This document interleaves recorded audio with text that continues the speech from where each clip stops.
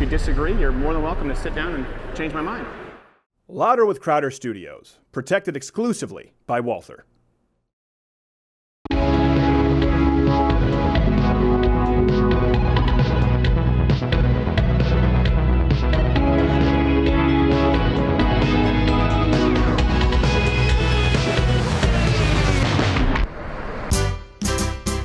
It's June, which marks Louder with Crowder's third annual Cultural Appropriation Month, where we take you across the globe to appreciate and appropriate all the great cultures it has to offer.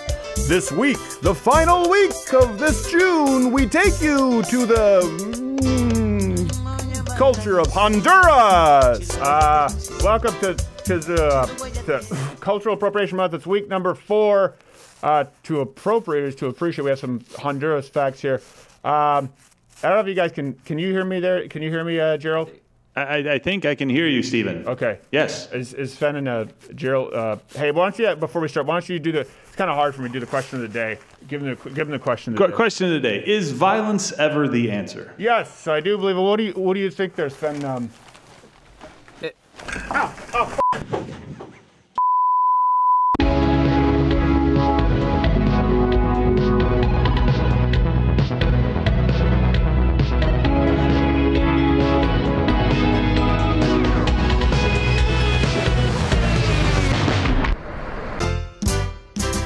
It's June, which marks Louder with Crowder's third annual Cultural Appropriation Month, where we take you across the globe to appreciate and appropriate all the great cultures it has to offer. This week, the final week of this June, we take you to the culture of Honduras. All right, glad to be with you. I'm seeing double. We have great guests today. We have Dr. Jordan Peterson on the show. Oh! And he's going to be on in the coming weeks for a long-form interview for a new segment we're going to be doing, something a little bit unique. And then we have Nick DiPaolo on the show, got punched in the face by a lady with Birkenstocks. That hurts. And question of the day before we move on is, the discrepancy between Donald Trump, President Trump, the coverage in the polls, it's so wide. We'll talk about that in a little bit. How do you think history will remember him? As the man the media painted him to be, or as an effective president? Of course, hit the notification bell if you're watching on YouTube, or join Mug Club or bookmark the page because notifications might not work. Producing with me in video studio as always is Jared, who is not gay. Follow him on Twitter at NotGayJared. Me at S. Crowder with your comments, your thoughts, your photoshops, your costumes. I don't know. So Honduras today. Fun fact: highest murder rate in the world. I was going to say industrialized. No. What are you? I don't understand. Check out your seat. Yeah. Okay. Yeah, I'll be signing those later. You'll be signing these? I'm fine. Meet and greet. Okay. I'm fine, by the way. All right. Parents are fine too. Still totally That's fine. demonetized. And at G. Morgan Jr., what's the one of the day? One of the day is Sparkman Wilderness. Honduras is a wilderness. I liked you better in and earned. In Sven Computer, ready with the overlays? Ready with the overlays. I don't even stop at computers in Honduras. Beep, beep. But Computer Lives Matter on Twitter. You can find me there at Sven Computer. It was that stutter start. It was a stop. What it is that he mumbles. He does. He tries. In German form, 500 other German interns who won his job trying to get away from Merkel. That's all I have for fun facts for Honduras. Fun facts. There's no highest fun murder facts. rate. There are no fun facts. It's not fun at all. Like fun-sized candy. It just play nice, Sven Computer. Be nice. Beep, beep. I love how his bullet is dead center. Yeah. Good aim. It It was an execution. It was an execution. Yeah, well, it's a German style, yes.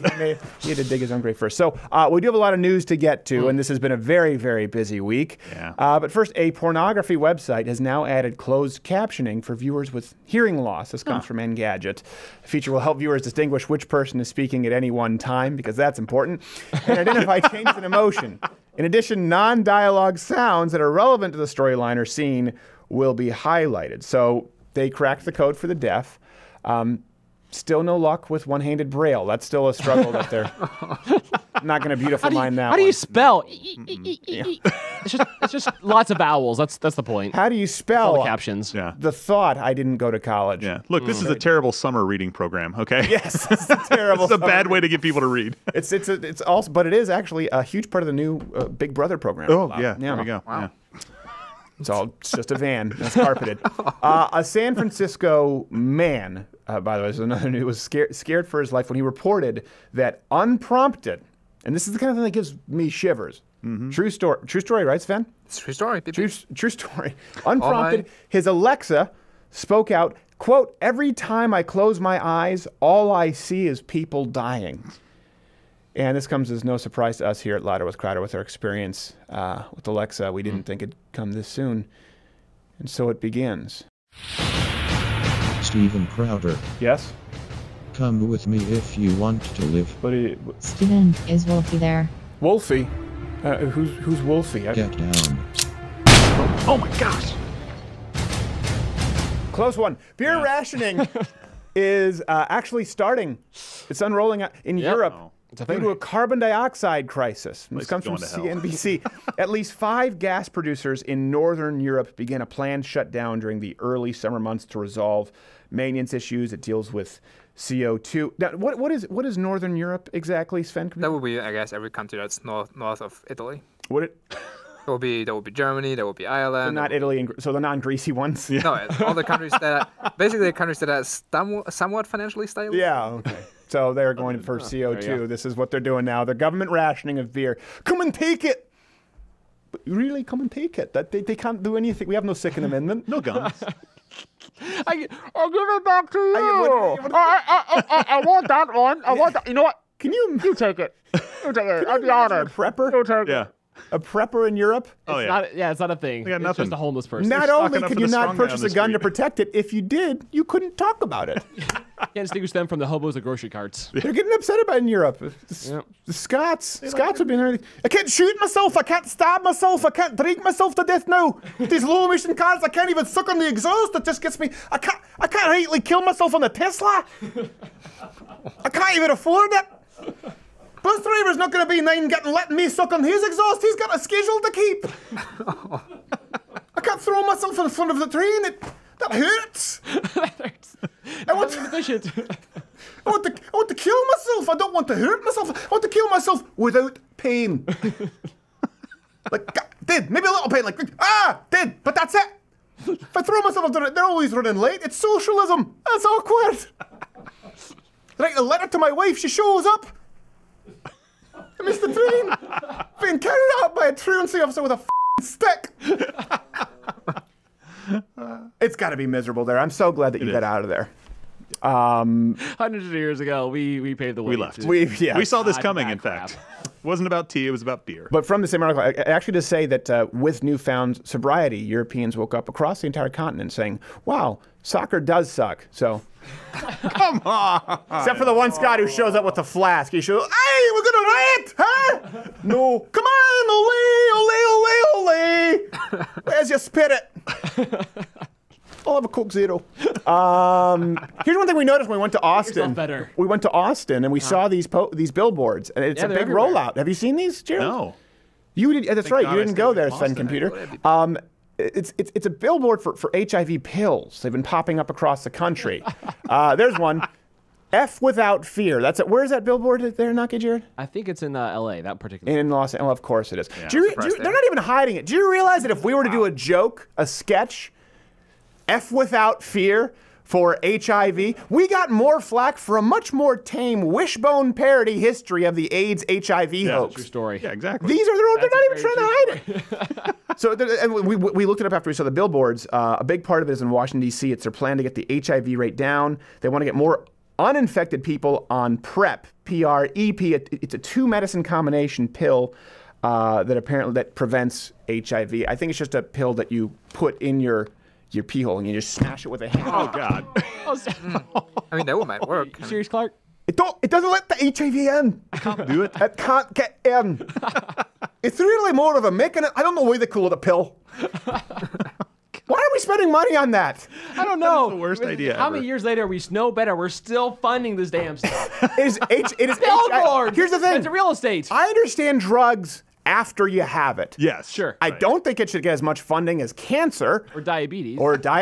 Or all kinds, or hangovers, even for that rickets, for all I care. But we're virus. spending money on awareness billboards to prevent Just don't have unprotected anal sex with random dudes at a truck stop. Oh, that's it? It's an entirely preventable argument. That's new really to me. simple. Do you realize that what bothers me most about this, people get so mad because it's politically incorrect. How often do you hear when people talk about sharks, like, well, you're more likely to be struck by lightning than suffer a shark. The spider's more afraid of you than, well, why don't we use that argument here? You're more likely to be struck by lightning, attacked by a shark on land, than get HIV/AIDS if you're not having unprotected sodomy in truck stops with strangers or using intravenous drugs without cleaning needles. Your chances. Like it's simple. What else are you going to do at the truck stop, though? That's what they're saying. Wait, hold on a second. You go to the truck stop and you just get gas? Beef jerky? Gas and flapjacks? But where do you get your heroin? I don't. So you bring your heroin with you to the truck stop and your pool boy and have sex with him afterward? No. What are you, a monk? They assume the rest of the world is just like them. It's just, that's not a universal prevent problem. HIV. We don't need a billboard. We don't need a pill. Sorry. Okay. And we're the jerks for bringing it up, by the way. It says F without fear. I don't like. They can say that, but we can't say it's preventable. Yesterday's medical terminology is today's hate speech, and today's hate speech is tomorrow's colloquialism when they admit it. It's as dull as a British knife. I can't. Look, it only hurts. It doesn't wound. It's a problem. You ever tried to bludgeon yourself? Speaking of places that are silly, one of Canada's biggest music festivals now is on pause because of a protected bird. It's known as the killdeer. Lovely name. And a bird with a nest of 4 eggs that cannot be removed without federal permission. Oh, Canada. It comes from CNN. It says, I have to say this is one of the most challenging problems we've ever been presented with recently, the executive director of Blues Fest told reporters. But the festival organizers, it seems silly, but they're actually really hopeful of their chances because when you can fix a situation, everyone is happy. That's ideal. Yeah. And to help them with that, they enlisted the help of, I think we have him here, to talk about the Canadian fiasco. Dennis Rodman. Dennis Rodman, thank you for being there, sir. I'm just so happy. I can't tell you how happy I am. Okay, that's great, but how are you solving the problem? I got so many death threats. I can't even help. I got so many death threats. I love this bird. I believe in this bird right here. I believe it has been loyal. It took everything. I took everybody's thing they could throw at me, and I'm still standing right here with this bird. Yeah, I'm not sure how that's relevant. This bird is home.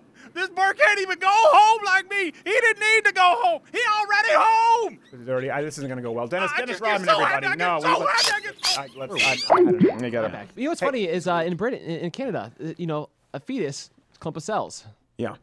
Bird eggs. Stop the festival. Yeah, Did you say bird egg? Bird eggs. Oh, bird eggs. I thought you said bird egg. By the way, when these guys say that's the biggest problem they've ever been faced with, they have pretty sheltered lives.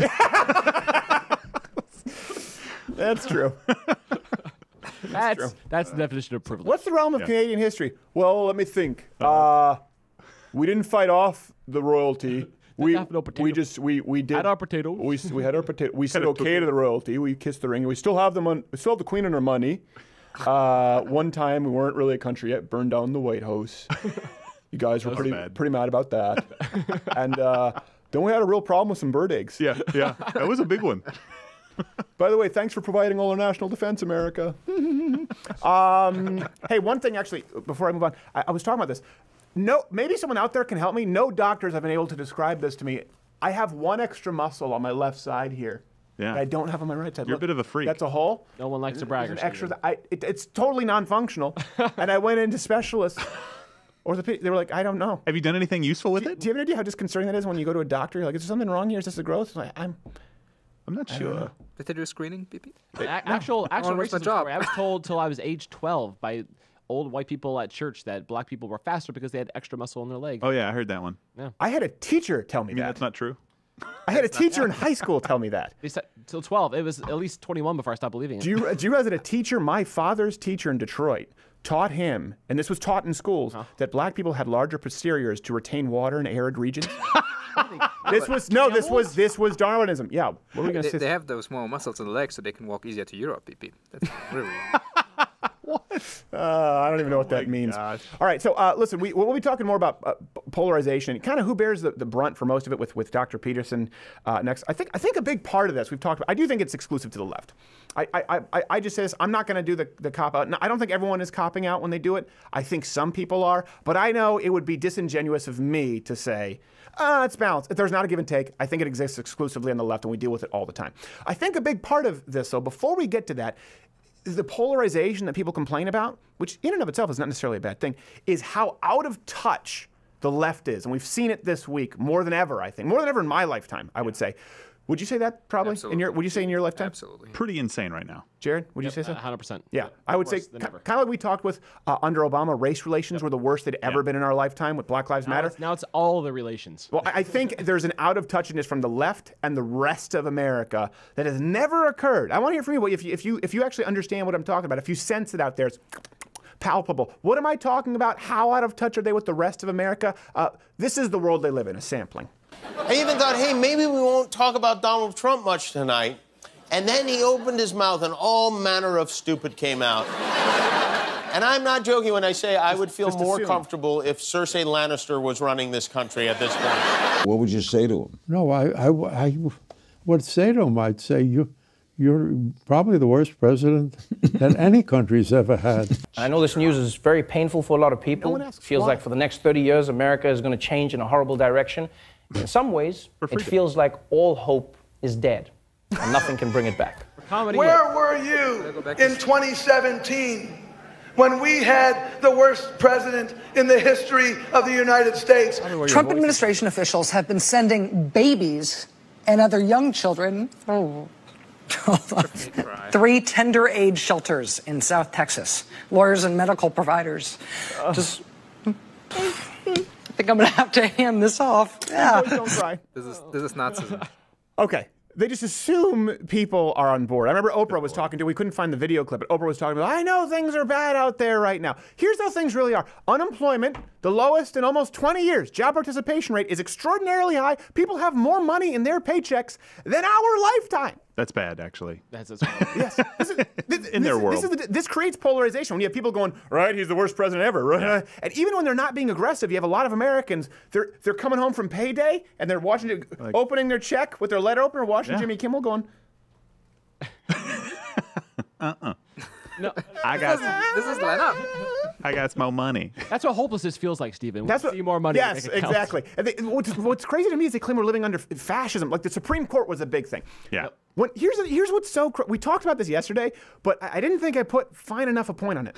Quite literally, all of the major decisions that people are pissed about ruled in favor of freedom and choice. Freedom to choose to join a union. Freedom to choose to not be mandated to promote abortion. By the way, this doesn't destroy unions, and it doesn't destroy pro-abortion clinics. It's like, hey, I don't want to have to pay a union. Yeah, that's fine. I do want to join a union. That's cool, too. I mean, they're mad at the yes parent. I don't want to have to promote abortion services. Yeah, you can do that. I want to create an abortion clinic. That's cool, too.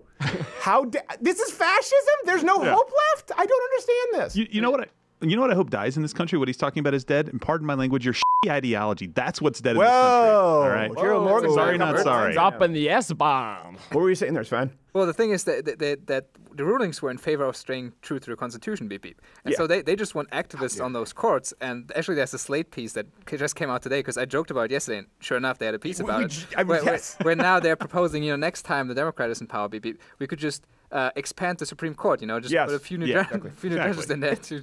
Think about this is crazy. Like that would be a crazy abuse of the legislative process. Right? It would be a crazy abuse of. Most insane. I don't know how many. Of course, you're changing the judicial branch of government, but I would imagine you'd have to use all 3 branches in one big giant cluster screw to make it happen. I don't even know if there's a Schoolhouse Rock for this. There is not. There's no file for that. But we were joking about that yesterday, and they're saying let's create. Remember when gridlock was a bad thing? By the way, if only we could get to gridlock in Washington. No, Barack Obama had the House, had the Senate. He had that when he started. He had everything he wanted. He couldn't get it done. Why? Because of his crazy policies. Yeah. Also, gridlock is beautiful. Yes, but now they want to create gridlock in the court. Yeah. Let's add another judge. Why? We need the gridlock was terrible, but now the ends justify the means. Well, hold on. What's the ends? To make sure that you have to join a union and promote abortion. This can't be Nazi Germany. They're coming for the gays. What's next? non-taxpayer subsidized HIV prevention pills. What do I have to stop having anal sex in truck stops with strangers? I'm not an animal. God forbid. Yeah. Not on my watch. Not on my watch, Pol Pot. And what happened? Trump's approval ratings are at 47%, on par with Barack Obama's at this point in his presidency. Pretty good. Despite, unlike Obama, no support for the media at all. No, in case you were wondering. He's carrying his own water on this one. Which I think to me, that's one great, wonderful thing about the Trump presidency is that it has just diminished the power of the media. They realize they just can't, they don't have the influence. Remember that one clip we played a long time ago? Larry King talked about the media's role. I think it was Larry King. I don't think they can influence elections. Yeah, they don't elect presidents anymore. No, it's like, also, I pooped. What? that was never their job. Never their job. Well, maybe that's why they're getting so pissed off, is because they're realizing it. They have less influence now than they have ever had. All hope is lost.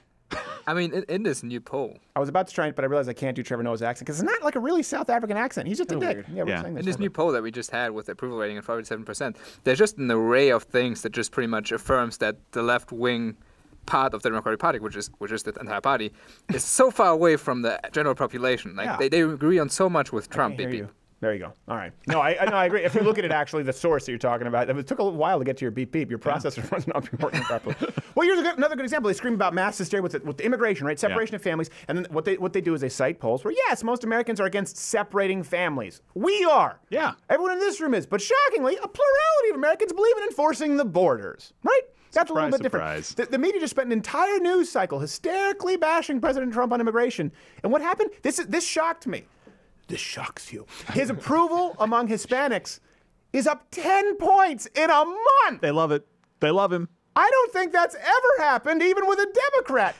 Viva el Presidente! Why? Because so many of them are going up to people going, how do I deport the illegals? Exactly. Just like Biden. How do I get rid of the illegal? I hate Trump, but how do I get rid of these people? I hate Trump, but the illegals make me look bad. Yeah. I mean, this is among Hispanic voters, so of course. Exactly. Yeah. You're polling actual voters, legal Hispanics. The highest Republican voting bloc in the country, Cuban Americans. Yeah. It's like 80. It's not even close. Yeah, it's huge. It just took a while for legal Mexican immigrants, I think, to come full circle, and Donald Trump helped them get there. And here's one thing: I think that this is what's important. Expect the left to get very violent, to get disruptive. Yeah. When they say that a vacant Supreme Court seat now leaves us with the option of either joining the Nazis or selecting our death camp.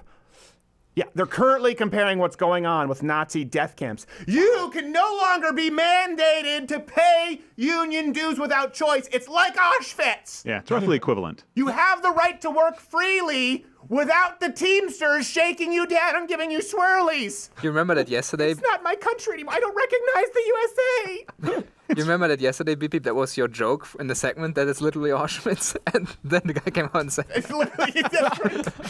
And your joke was, "They're just going to try to start adding for people who aren't Mug Club members. Please join because YouTube's cracking down on us." Sven made the joke they're just going to add justices, and I made the joke it's literally Auschwitz, and the guy literally says it's Auschwitz. We can't even joke around anymore. It comes true. We can't think of something crazy enough to not be right. Our jokes don't age well. That's true. How out of touch do you think people are, though, with Trump? Do you think they're going to remember him as the monster they've painted him to be for all these years and probably years afterwards? Or do you think he'll be remembered as the approval ratings suggest today? It's a good question. His legacy is up for debate because, I mean, there's plenty of time to screw up. Yes, there is. Plenty of time. There's so many good things, like verifiably good things happening. What would it take? Like, what would he have to do for people to finally say, okay, maybe he's not the worst person on the planet? I agree. And I readily admit, I've said this, that I was wrong. I really do think, and I was a Ted Cruz guy in the not whether he would win or not, but I actually think it doesn't mean that I agree with him personally. Doesn't mean I agree with the tariffs. I think he's the right guy for this job at this time. I don't think Ted Cruz or Rubio or even, who I like, Fiorina, I don't think they would have been as in their face. It would have been a lot more of the same for us. Yeah. I think a little bit more leaning to the right. I think what you're seeing with Trump is the evolution of people who are watching Trump. I think he's growing to disdain the left because of how horrible they are to him. I don't think he was that conservative before, but I think he's doubling down now, just like the left is doubling down. Probably made him more of a family man because they're coming after his family nonstop. Exactly. That probably makes it much easier to be like, screw those guys. He's exposing them for what they really are. It's not coming out and they're kind of showing their real face, which probably would have concealed that to someone if they're not already exposing themselves, as many in the Democratic Party do. I do think it's going to get more violent, and this is why we deal with, we've been dealing with threats all the time. If you convince enough people that I'm a Nazi, for example, firebombing the car, slashing the tires is totally acceptable. Yeah. When you look at the Crowder Confront segment, it's not something we wanted to do. We've been doing Change My Mind for a long time. We've had to shut down tables because of violence. We've had to shut down shows because of threats of violence. And hire a lot of security. Hire a lot of security. to put it simply, the left is losing because they can't help themselves from lying. Yeah. That's what it is. They cannot help themselves from lying. This is like Nazi Germany. Trump is separating families. The economy is worse than ever. We're less respected than we've ever been as a nation. None of these things are true. And that's the same reason they can't figure out why they're losing, is because no one's that good a liar. You forget all your previous lies and you get lost and you wonder where you are. Well, here they are. Exactly. Here is where the left are. They're at a place where they believe that the economy is collapsing. They believe that we're being marched into death camps. Thus, they can justify violent actions against any political voice of opposition, and they can't fathom why half the country, who have things better than possibly ever before, certainly in our lifetime, don't agree with them. They can't help themselves from lying. They can't remember their past lies, and so here they are. This is why we're divided. We have to get going. We're going to have Jordan Peterson and Nick DiPaolo talk more about this with them. Jordan Peterson. Stop it.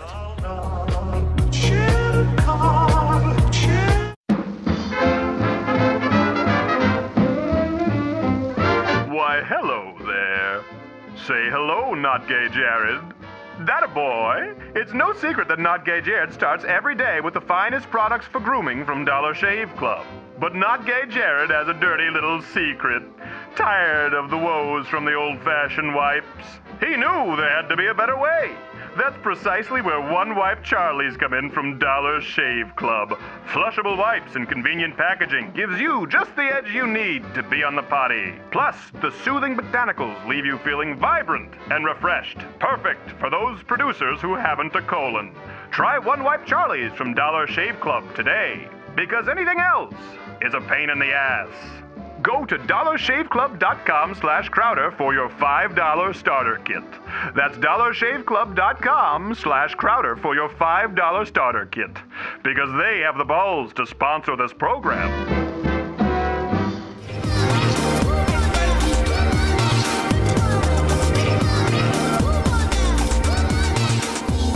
This is a native Honduran dance. Really? Yeah. It's called the and now my head's on a turtle. That's the native Honduran dance. Huge fan of our next guest.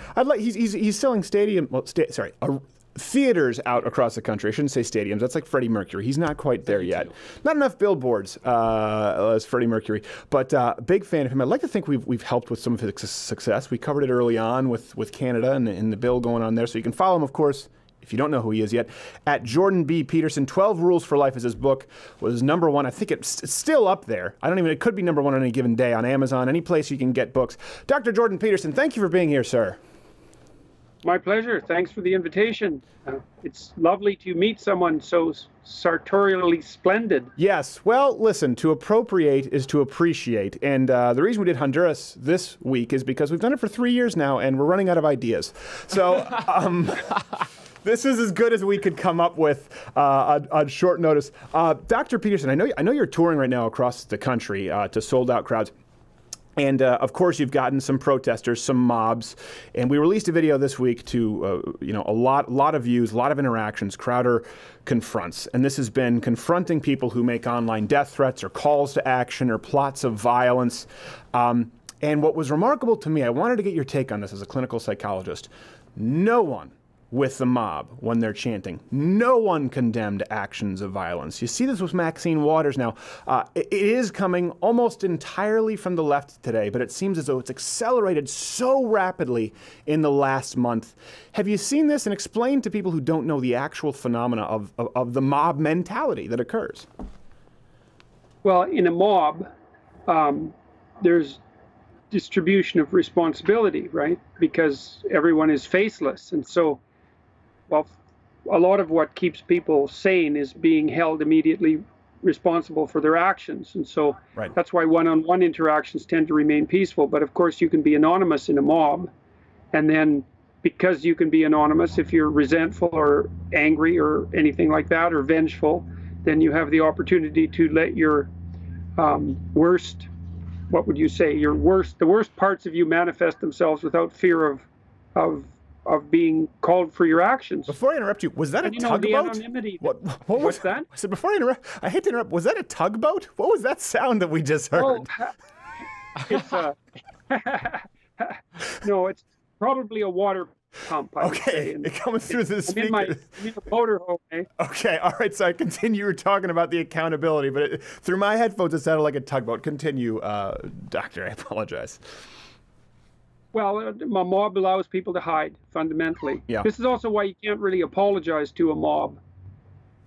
You know, if you're mobbed online, for example, and you apologize, there's not much point in it, because you can apologize to a person and you can offer to do better and you can say your mea culpas and all that. But the mob shifts and changes on you, and you can't hold a mob responsible as well, which is another reason why they're so dangerous.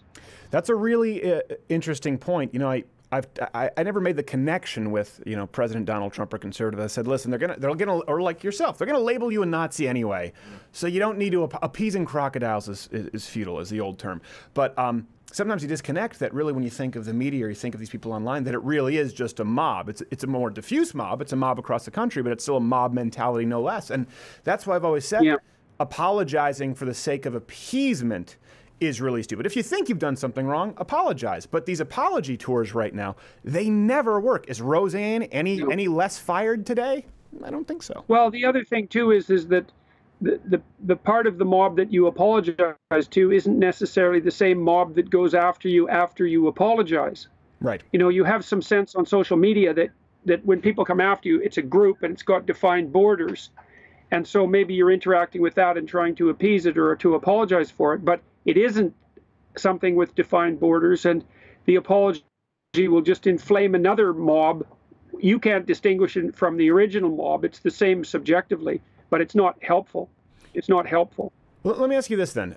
Separating from what we've been doing with the Crowder Confront series, let's say someone online finds themselves being mobbed because of a tweet or something that they posted at some point, and they think they're actually wrong, but they know that people are going after them because they want to see them destroyed regardless. Should they apologize because they feel they were wrong, or should they just move on down the trail? What's the best way for them to handle that? Well, I don't know if they should apologize on Twitter, that's for sure, because Twitter doesn't look like it's a good place for reasoned conversations. True. I mean, that might be something. One of the things I've started to do with Twitter, because it's an impulsive medium, is that if I have something to say that needs to be said in detail, then maybe I'll write a blog about it. And then it can be reasoned and longer form. And I think that's really important. The short form of Twitter seems to make people stupid and impulsive. I mean, Twitter has its utility, but it's a dangerous medium. Yeah. And then, well, and if you're going to apologize, you need to do that very carefully. And I wouldn't do it, as you pointed out, I wouldn't do it for appeasement. The purpose of an apology is to set the situation right usually between two individuals. And to apologize properly, you have to figure out what you did wrong. You have to figure out why you did it. Then you have to set those things right so that you won't repeat the error in the future. I mean, if you want an apology from someone, say, if you've had an argument with them or if they've slighted you, if you want to maintain the relationship, you want to find out that they figured out why they did what they did. Right. They're doing what they can to set it right, but that they also won't repeat it in the future. And that constitutes an apology. But, you know, people get afraid when they get mobbed and then they backpedal because, well, sometimes they also think if all those people objected, maybe they were wrong. You know, but it doesn't seem to be a very effective strategy. In fact, it looks counterproductive most of the time to me. Yeah, I think you're right, and I think that ties right back to when you were saying what's required for an apology. That's why you can't ask a mob to apologize, because they're not capable of Well, that's also why groups. It's also why groups don't have rights. Right. You know, you can hold an individual responsible. Nothing that can't be held responsible has rights. This is why animals don't have rights, even though you should treat them properly. That's not the same thing. You have a responsibility to care for animals properly as much as you can and not to produce undue suffering. But that doesn't mean that animals have rights. Right. And animals don't have rights and groups don't have rights because you can't hold them responsible. Jesus, it's such an elementary truth. You'd think that we would have figured that out after a couple of 100 years of discussions about rights. But it's a crucial issue because responsibility is, well, and it's also the case that it's responsibility, not rights, that are the bedrock of our society, right. Which is something I've been talking to these crowds about constantly. And everybody's very, well, I don't know if they're crowds. I've been talking to the individuals that make up the crowds that are coming to see me about responsibility. And that seems to be going extremely well.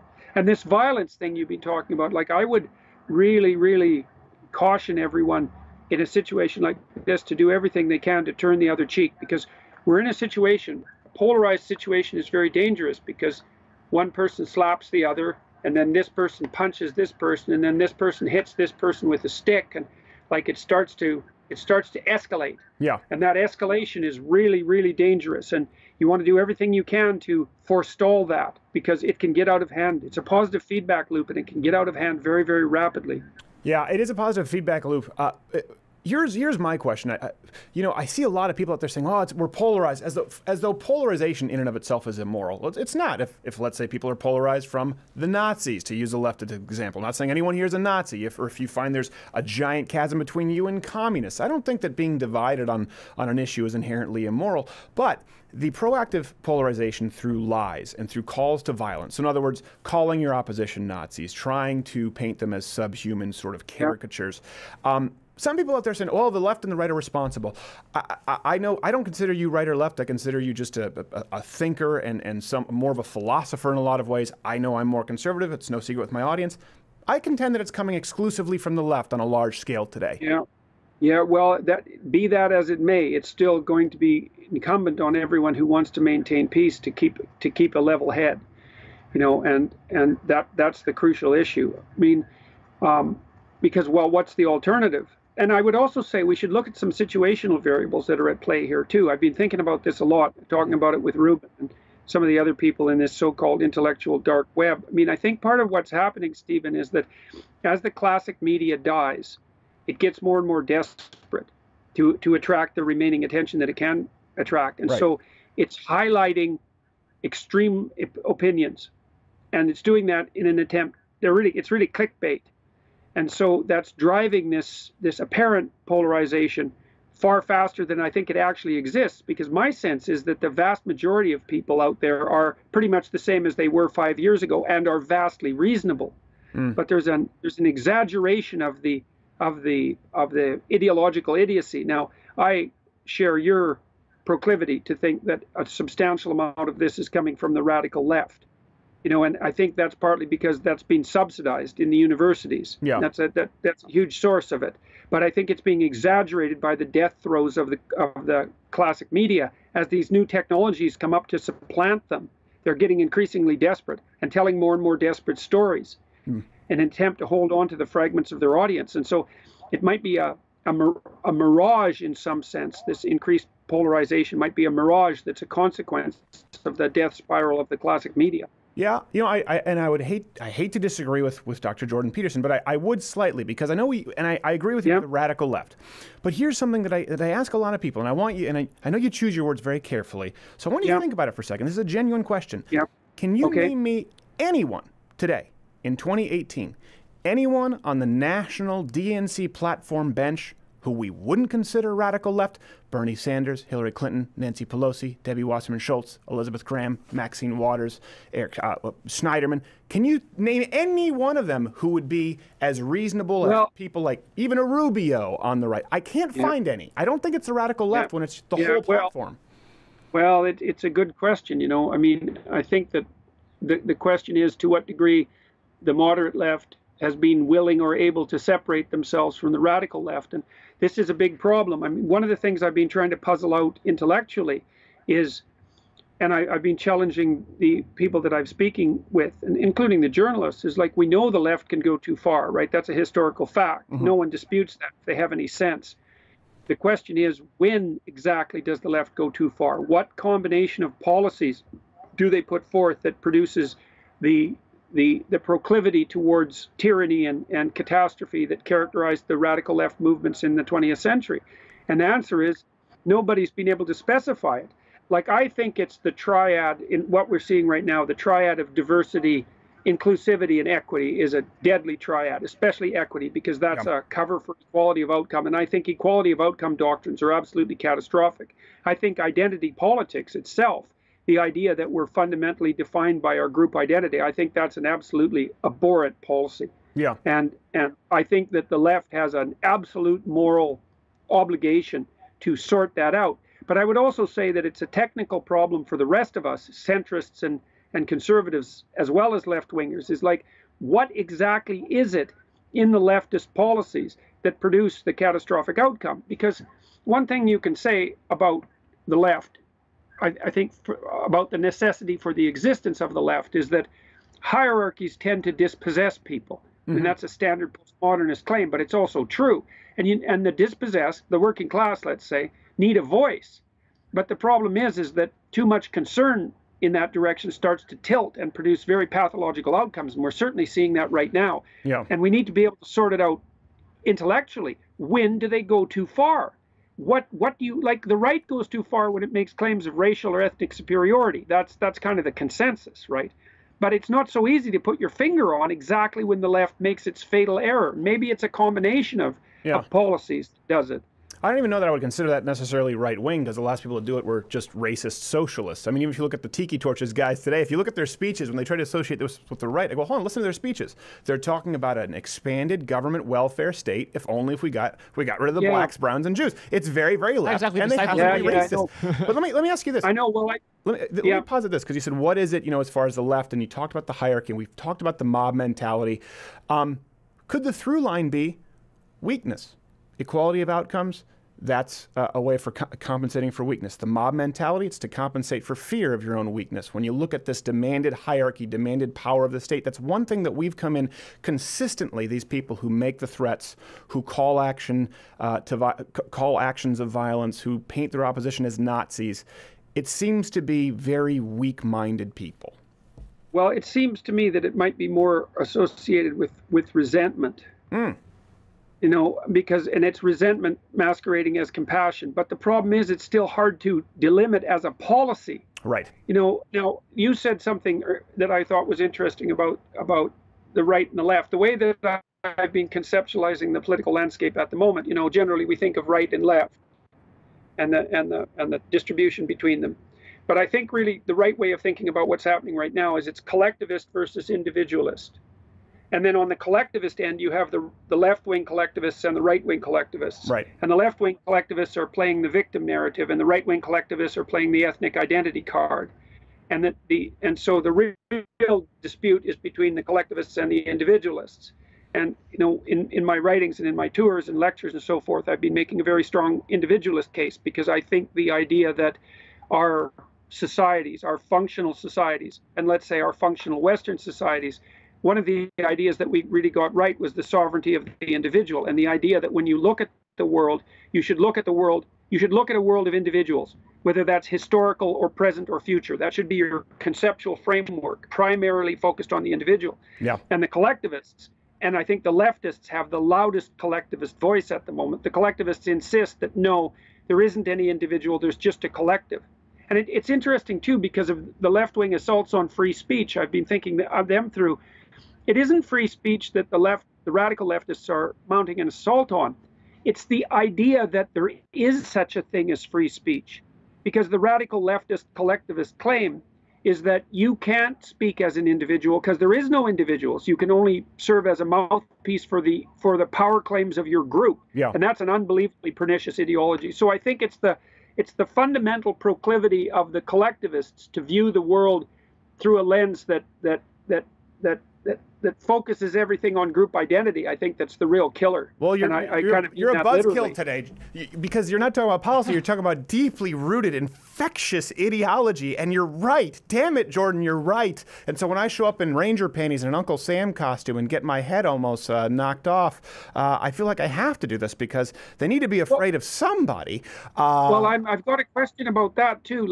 So you've been confronting people who are making claims of violence, and so let me ask you this. First of all, more actual plots. Okay. Yeah. So what's that been like for you? And do you feel that you're are you inflaming things? Are you satirizing them? What role do you think you're playing in this? So a couple of things, I think, and that's a good question. As we say in the video, sorry, every time I move, I'm trying not to move with this ruffling here. We have hours and hours and many, many, many dozens of millions of plays on Change My Mind videos, right? Where we sit down and we say anyone can sit down and have a conversation, and it's unedited.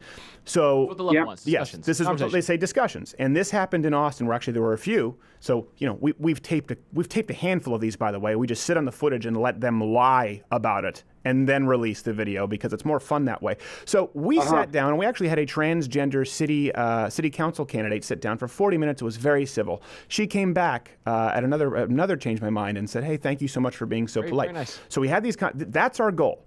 But when you post our location and you actively plot to harm me or my crew, that changes things. And the point here is no longer to convince these people who want acts of violence to stifle the conversation, but for people who may not be aware. We have to understand this. This is one thing that a lot of people understand. Probably about 85%. Maybe 90% of Americans, even those who are registered Republican or Democrats, they don't necessarily know what we know. They don't live in this world. They don't live in the YouTube and the blogosphere world. They're not aware of how bad it is out there. And so this kind of content, I can tell you, you can read the comment section, thousands of people going, I was just vaccinated against ever becoming a Democrat, or I cannot believe it has gotten this bad. I really need to take an active role and join a local chapter. So you think these people only exist on Twitter? Yeah. You think they're just Twitter trolls? You don't think these are real life people? And the truth is, we have eyes and ears everywhere, and it's very deeply rooted. And I mean, we've had several people arrested, reported to police for other acts of violence, not including myself. So that's the purpose for it. Have a conversation. When they try to stop it through violence, expose them to the rest of the world. Yeah, okay. And do you think that seems on the face of it very reasonable? Do you think, what's your sense? Do you think that the fact that you're bringing this to light is doing more good than the fact that you're engaged in this is doing harm? I do. Yeah, I do. And again, the reason why is because so many people are not aware. You get outside of you, myself, Rubin, Shapiro, Rogans of the world, and a lot of people are not aware how bad the left has become. And when they see 20, 30 people, and none of them will say, hold on a second, posting an address and saying, blow up this guy's van with people in it, when no one will say that's bad, the millions of people watching go, oh, wow. Oh, wow. This is something I need to be aware of. I need to be careful here and know what the left is up to. So that's the... Well, it does seem to fall under the auspices of self-defense in that situation. I mean, I'm just curious about it because, and it's not a criticism. It's genuine curiosity. You have a large platform, and I'm trying to figure out ways that this can be discussed and brought to light, say, that don't simultaneously produce the probability that the violence is going to increase. It's not an easy thing to do. I mean, and your point is, well, it makes more sense to show what's going on.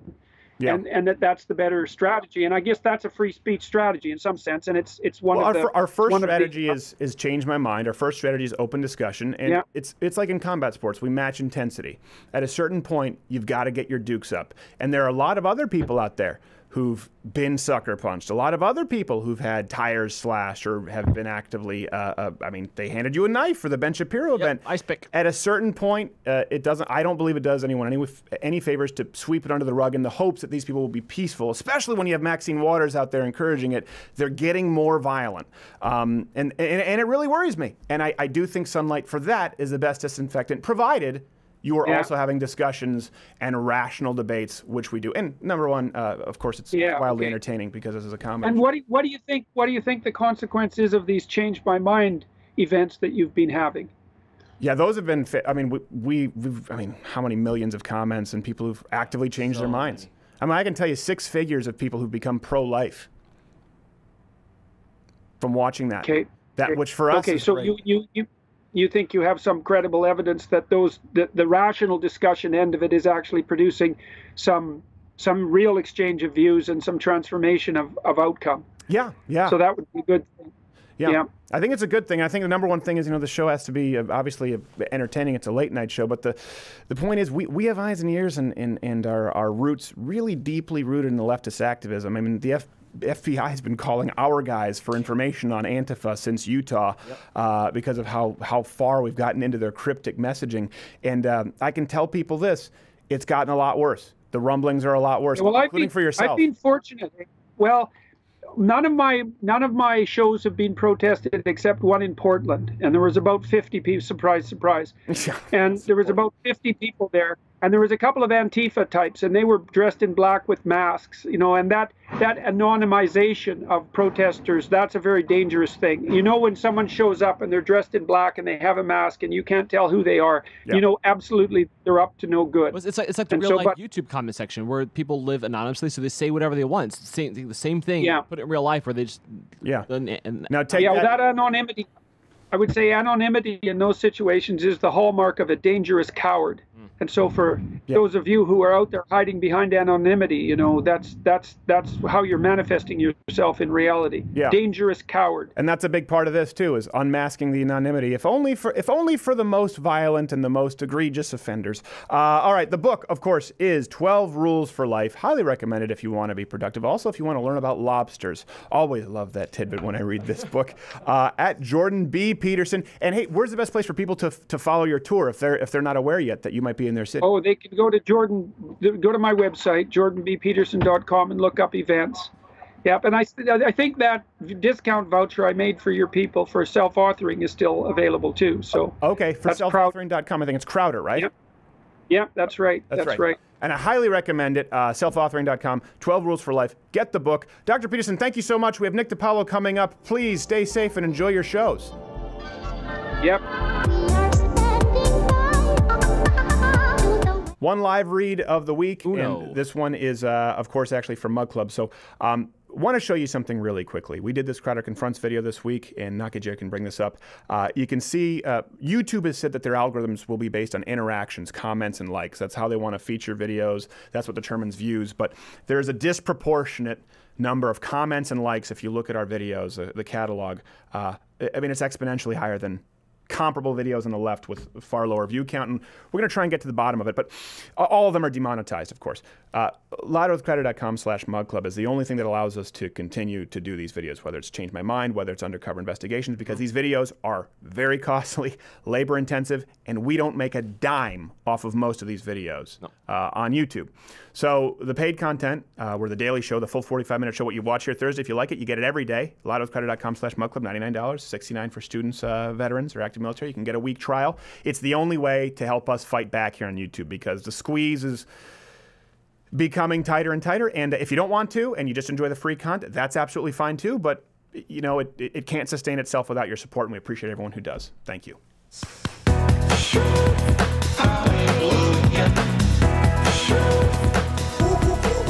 That's the second native dance of Honduras. Really? It's unlicensed. Tommy gun. It's the unlicensed official dance of Honduras. You know, I realize I don't know anything about Honduras outside of obviously the soaring murder That's all rate. you need to know, because after that, the travel guide is useless. Coffee and tobacco. Oh. Is there anything else? No, but you can import those. Yeah. Don't go there for them. They Do not go They there. have pension plans for kidnapping. True. In Honduras. Our next guest, a huge fan. I've talked about this before, and I've said there are two people who I believe are the funniest comedians ever. Norm Macdonald, who has not been on the show, and the next man who's been on the show. These two have always been my top favorite for the last few years. One of the funniest men on the face of the earth, Nick DiPaolo. You can follow him at Nick DiPaolo. How are you, sir?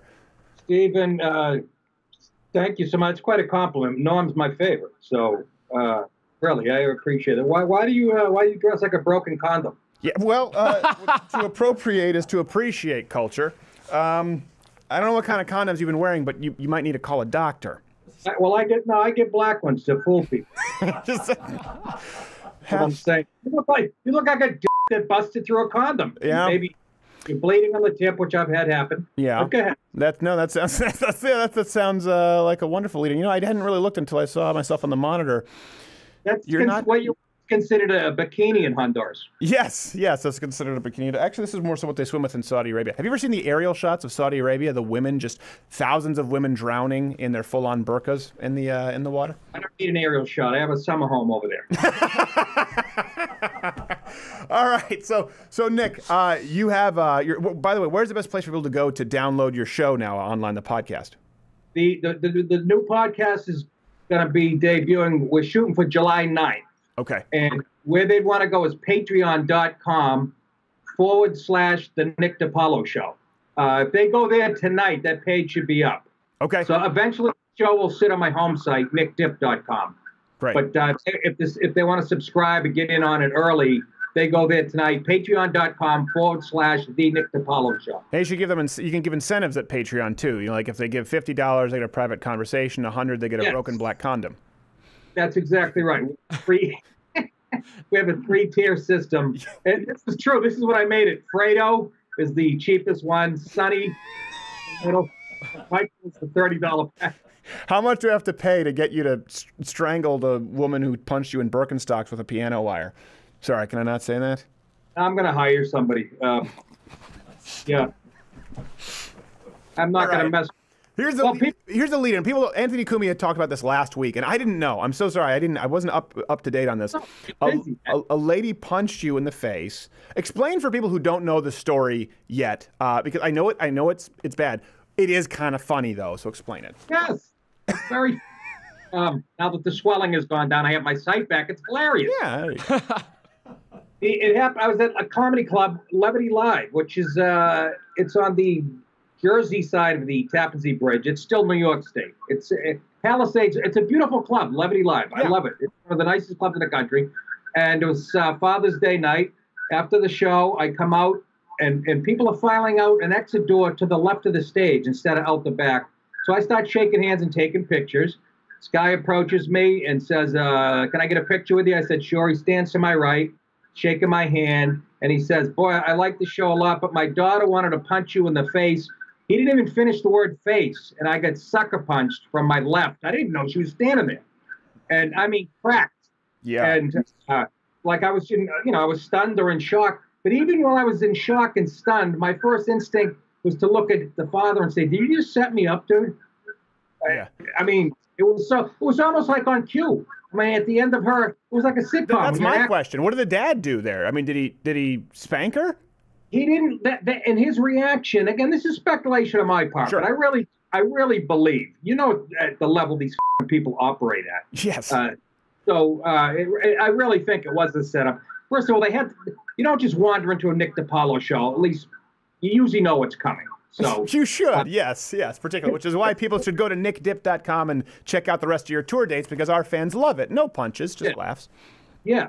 So I mean, I look right at him, and I don't remember him restraining her or going, "What are you doing?" Yeah. So his reaction was kind of weird too. But then the whole thing moved out to the lobby, and he said, "Well, my daughter has emotional problems, and I shouldn't have brought her brother."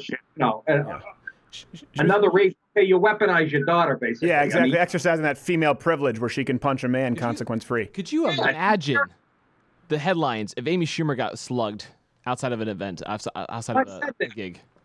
I said that because every time I do an interview, a lot of people, well, both sides are getting pretty. I said, don't equivocate. No. Show one example of a straight white male comedy club audience member going after a black comic, a gay comic, a female comic because of their act. Yeah. I actually looked at her right after she hit me and I said, why'd you do that? She says, you're mean. And then she started bawling. Okay, she had that right. I mean, even a broken clock is right once in a right. But up in the lobby, when the father tried to talk to me, I said, no, dude, get away. You want to talk? Then she starts bawling. And she starts bawling. Thank God she didn't think you were evil. Yeah, thank God. Thank God she didn't call you a Nazi like they did with me. They would have lined you, put it up for the firing squad. I really do believe, Nick, because I was just talking with Dr. Peterson about this, and I respectfully disagreed where you were saying, the radical left, the radical right. I'm going, hold on a second. And I asked him a question. I don't think we really got an answer on it. And I understand because he wanted to speak kind of in the more general sense of where we are as a country. That's a conversation too. But I said, hold on, we talk about the radical left. Is there anyone on the national DNC platform who isn't radical? Well, Hillary Clinton, Debbie Wasserman Schultz, Bernie Sanders, Elizabeth Warren, Maxine Waters. All of them are this are this bad. And if they're not flirting with these kinds of people, they're outright demanding this kind of action. We see it all the time. It's not both sides. And I'm really sorry you had to deal with that. That's horrible. Well, yeah. And I don't even throw her in the far left category. She's a 20-year-old college student. So this is about par for the cause for the left right now. Yeah, she's not fringe. She's not fringe. No. She's be volunteering summers at the registrar's office. Yeah. No, exactly. So and she, I don't want to hear about mental illness or whatever. She can take care of herself at college, so she can't be that, So yeah, my eye was, it was growing. I was like, what the f is that? I could feel it growing. And now I know what a boxer goes through. I could hardly see after like a minute. Yeah. And then they tried to, I told the staff, hold them and get the cops. I had to tell people what to do. And so the cops showed up after about 5 minutes. She thought you said get the cocks. That's why she got. Yeah, then you were part of the hashtag Me Too. No, she would have ran out of there if I said that. Well, hold on a second. She was crying after she punched you? Well, after I told her father, yeah, you better get a lawyer, dude. You're in deep shit. he went over and told her that. I'm not a litigious guy. The only thing I hate more than lawyers are feminists. So. It reminds me of the scene in Life Aquatic where Jeff Goldblum walks over and disciplines the other guy's dog with a rolled up paper. I mean, you know, I really do hope that this gets resolved and justice is served. But I will say this. I remember having this conversation with Joe and with yourself. I remember at one point you saying like, I don't think this is ever going to come to the clubs because you and I both agreed like, we won't do colleges anymore. I said, I think you'll be surprised.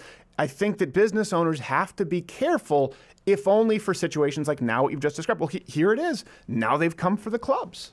Yeah. Yeah. You know, and security wasn't around because I wasn't planning on shaking hands. You know how clubs have now? They actually have a backdrop you stand in front of, and that's up in the lobby. Right. I just happened to come out of the green room. I went in after the show ended. I went in the green room for a few minutes, came back out, and they just happened to be filing out. Yeah. So I started shaking hands, sort of an impromptu meet and greet.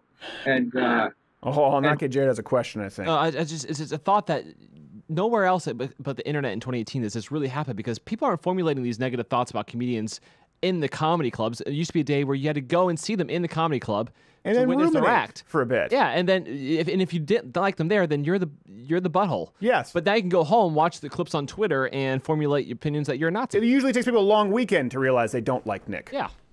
Exactly. Sorry.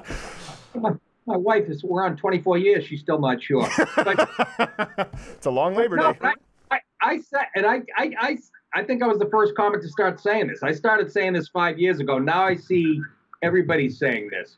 But when people walk out of my show, maybe even more than 5 years ago, I will yell to them, "Did you do your research before you came to the club? Right. Did you see who the headliner was?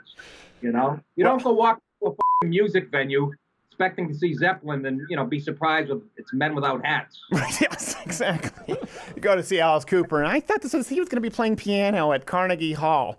Yeah, they think comedy is a homogenous thing. We all have the same sense of humor, and that's why I think. And I'm not super famous, so yeah, there are people who wander into my show who might not know me, but not too many anymore. I've been doing this a long time. Right.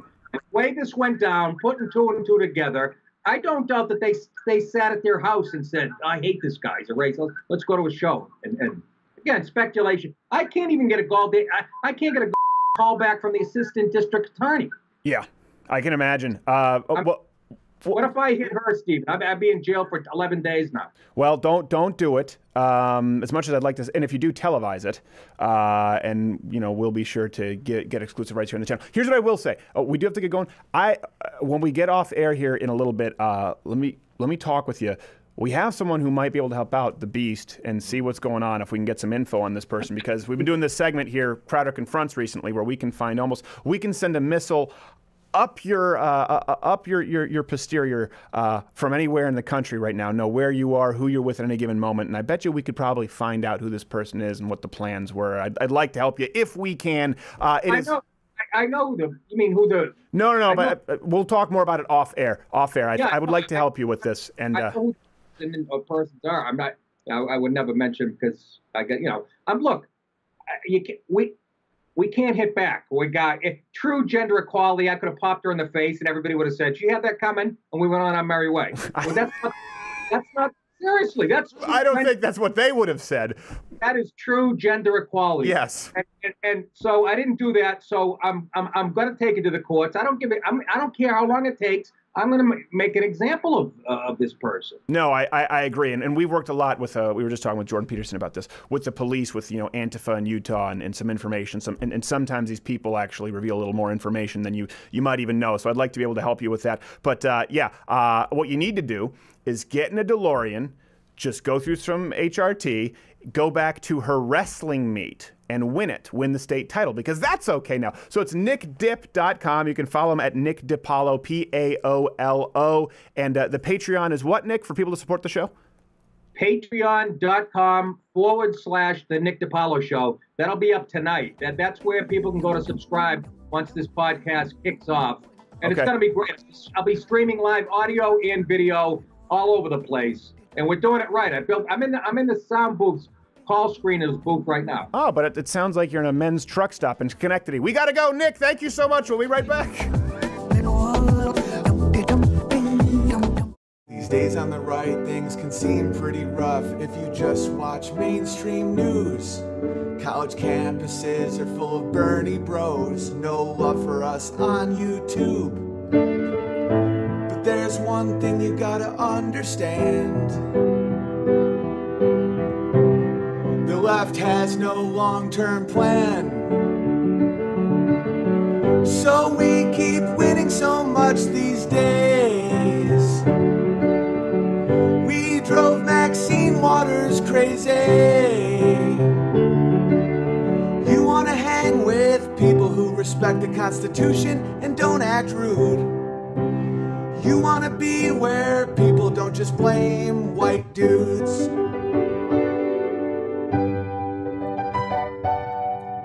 We got judges now who aren't super pumped about killing babies. Chuck Schumer is pissed, and I'm pretty sure Nancy Pelosi has rabies. Our economy is doing great, and we don't have to bake your cake. We keep winning so much these days. It drove Maxine Waters crazy.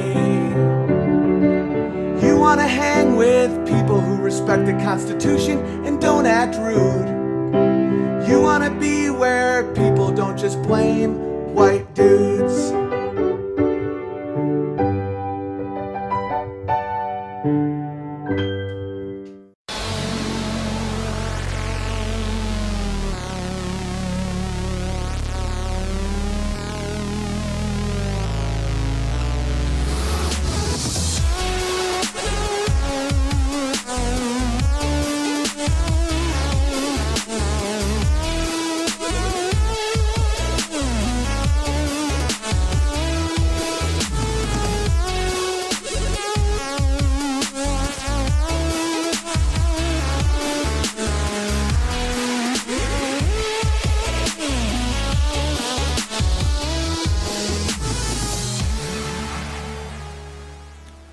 Everyone else make it out okay? You made it. I made it, yeah. Yep. Yeah.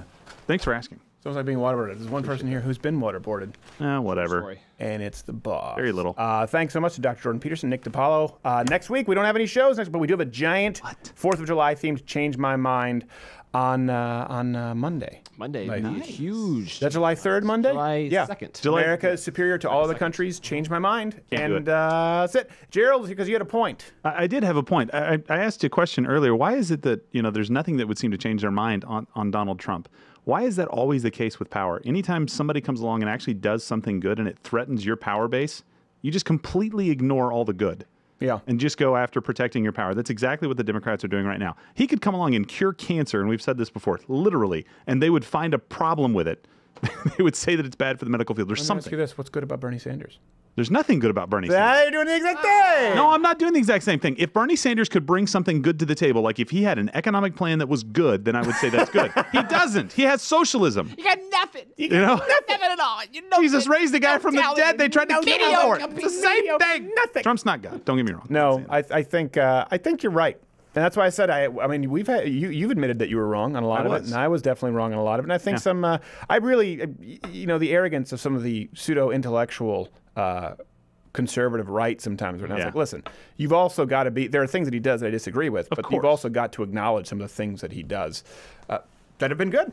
And I'm surprised. It would lend it more credibility for us to listen if they would just acknowledge a few good things. Like they can't. Same thing happened with Obama. Like I'm like, okay, actually, this is a good thing. Yeah. And then you have it's much easier to conversate. Well, to conversate, as Dennis Rodman would say. Conversate. I'm just so happy. I've never seen you and Rodman in the same room. That's all I'm saying there, Joe. No. So last week, some people were a little upset. That I did the drowning dance as Moses. Did take advantage, and B, some people didn't think it was.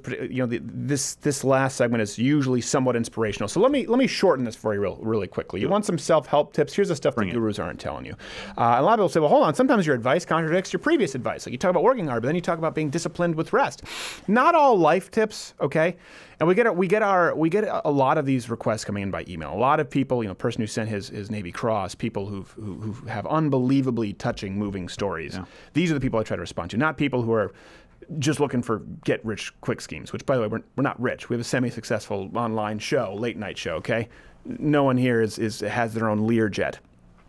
Not like the Raelian cult, the guy who led that. That's what you do. You start a cult. So not all life tips, and this is one thing because everyone wants to say, they're not for all people at all times. So if you're on a bike, Gerald knows this, you're about to climb a mountain, it's going to be very different advice from if you're speeding downhill. Absolutely. Right? Fantastic. It's an entirely different tact. Can't believe you just used a cycling term. But is that not true? It's absolutely true. So first one is simple, right? For most people, you've got to start pedaling. Most people are just sitting on a bike. That's it. First tip for life, move. That's it. Just start pedaling. That's going to be one of the harder parts, is move. If things aren't improving, just start moving. There you go. I'll give you a little bit of an Al Sharpton there. I didn't even intend to. You don't need to worry about wasted motion yet. Or wasted energy because you're just a lethargic blob, okay? You're not using any energy, so don't worry about conserving it. The first step is move. Getting a bike started is a lot harder than keeping it in motion. Most people never create a goal and chart a path. And this one's because there's a little bit of an email that kind of ticked me off. This is someone who thought they had it figured out, but I just need this little, no, let me tell you, you don't have any of it figured out, okay? Some people don't, I didn't at one point, but this is a little bit of tough love. This tin can might hit you in the teeth. Then a lot of people never actually start down the path if they do chart a path. So do something, that's the first step. Now, once you're moving, once you've actually been putting in the reps, you need to challenge yourself. Every now and then you need to do something as hard as you possibly can. So you start moving, here's tip 2, as hard as you can, find your breaking point. Sprint up that hill as fast, as hard as you can. Feel your legs burn, feel yourself burn, feel yourself really close as though you're just about to die only to see that crest. If you never redline the engine, if you never push yourself as hard as you can, it doesn't matter whether it's in business, whether it's in sports, whether it's in actual cycling, whether it's in being the best husband you can be, whether it's being the best boss you can be, whether it's using your influence as best you never get to see that sunset over the hill. So every now and then, sprint as hard as you can. Start by moving if you're doing nothing. That's the bulk of you. And push yourself. Challenge yourself. Find out your limits. Then, between all that is the most important. We've talked about this with Brian Shaw. We have top athletes on the show. The in-betweens. You hear me talk about this? The in-between the hills, right? Yeah. In between the beautiful scenic views, you got to keep moving. You got to keep pedaling. A lot of times people think it's the sprints, and some people are better at downhill, and it's the people who are consistent. At the end of this finish line, consistency is key. And be deliberate about resting. Okay, at this point, because you've already started moving. Now, people are like, oh, Stephen said be deliberate about rest. You haven't even pedaled, son.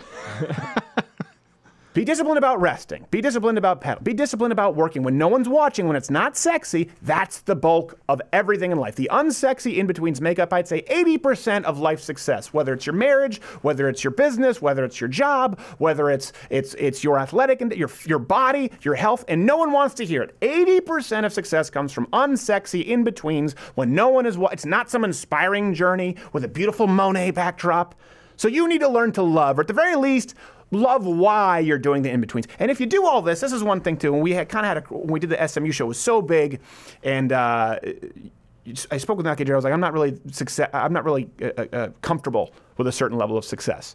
Why? Because no one prepares you for it. So if you're lucky enough, and there's something no one prepares you for, success. You know why? Because people who are successful don't make up the market share of BS self-help books. There's not a huge there's not a huge selling on. That's why I had to stop going to a church that one time we attended, because every single time the pastor spoke, it was talking about the broken, the damage, and how the Lord will heal you. And the Lord will heal you, okay? He absolutely will. I believe this as a Christian. But I'd never heard a message about people who'd had their crap together and how they could help heal others. So most people want to feel sorry for themselves. It's safe. Most people like the crutch of, oh, well, someday I'll get there. Here's the secret. Most people don't want to get there. They think they do, but they don't. They fear true success.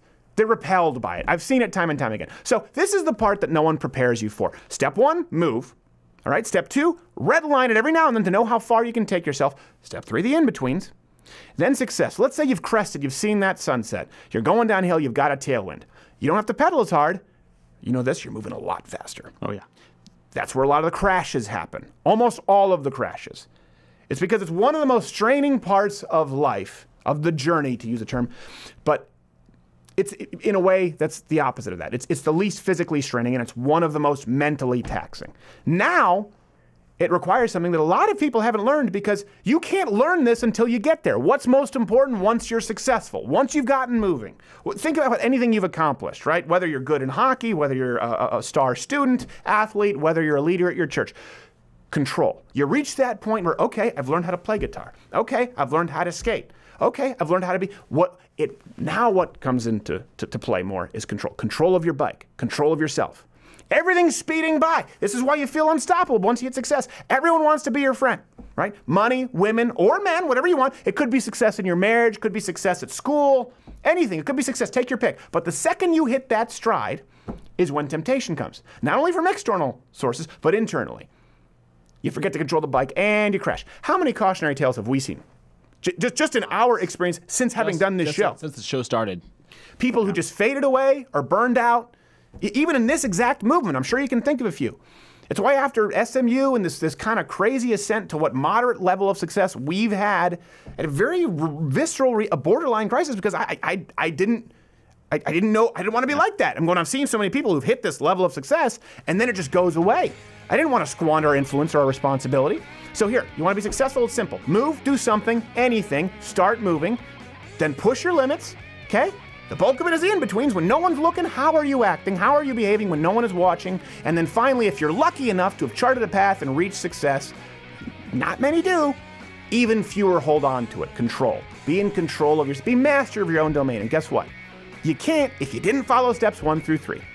That's why people who win the lottery kill themselves in record numbers, or transgenders, but right now we're using a different analogy. People who become overnight sensations, they never hold on to success. Follow those rules, and it's a way of life. Map out a plan, follow the rules. I guarantee you, you may not be a world beater, but you'll be more satisfied with your life than you are now. And I think you know who I'm talking to. Thank you for sending the email. I hope that helps. It may not be what you want to hear, but it's what you need to hear.